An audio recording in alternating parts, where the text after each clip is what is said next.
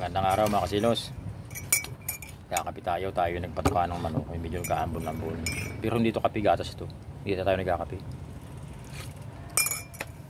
Ay sarap isaw-saw dito yung mga magnanakaw ng politiko sa mainit na gatas. Sarap isaw-saw mga ulo nila. Lalo na mag-asawang yan. Mag-asawang buhaya. Sinasabi ginamit lang sila ng politiko. Yung sila ginamit ng politiko, isa hanggang dalawa lang. Dapat tinigilan nila ay hindi. Dami nilang nilabas na pera na pundo.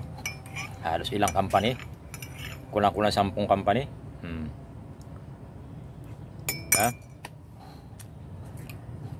Mayroong isang ngayon na congressman na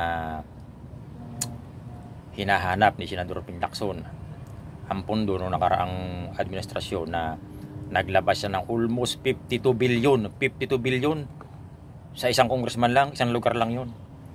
Davao yun, sa Davao. Alam nyo na yun kung sino congressman. Panahon yun nung nakaraang presidente. Ngayon hinahanap ngayon ni Senador Ping Lacson kung saan dinala o kung saan ginamit na project yung pundong yun. Isipin mo, 52 billion. Diyos ko po, napakaraming mahirap na marutulungan nun. Kung yun ay pinamahagi sa mahirap. Napakaraming bahay na ang bibigyan ng bahay. Yung mga walang bahay. Kaya talagang dapat ay may bida sa Pilipinas. Kaya dapat ang ating presidente hindi magpahina-hina. Tatawa-tawanan lang siya niyan. Yung mga tao na yan. Pag yan ay walang nakulong dyan at walang nahatulan sa mga yan, walang nabitay dyan, magtatawa yan. Sasabihin ng presidente ay gano'n. Ba? Kaya dapat ang presidente natin ngayon matigas, makisig, listo, at may panindigan. Saka dapat yung mga tao na yan na involved dyan, makulong. At yung lahat ng yaman nila ibalik, lahat ng kinuha nilang pera ibalik. Hindi papakain nila sa kanilang mga anak, apo. Galing sa nakaw. Abay, nakakahiya. Nakakakapal ng mga mukha. Pag panoorin mo nga sa Senado, Senate hearing.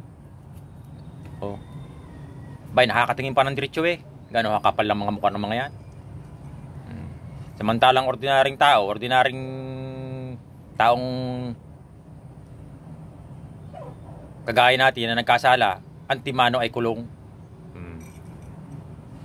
Ay sila hindi, marami pang rekurikos. Unawa naman natin yun. Kaya lang ay talagang kailangan dyan makita ng publiko at sambayan ng Pilipino na mayroon talagang mananagot sa nawalang pirang yan.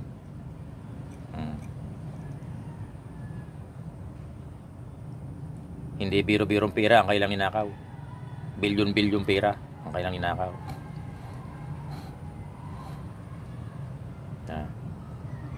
Ay yung iba nga dyan mga flood control eh. Hindi pa nagbabaha, naguguhuan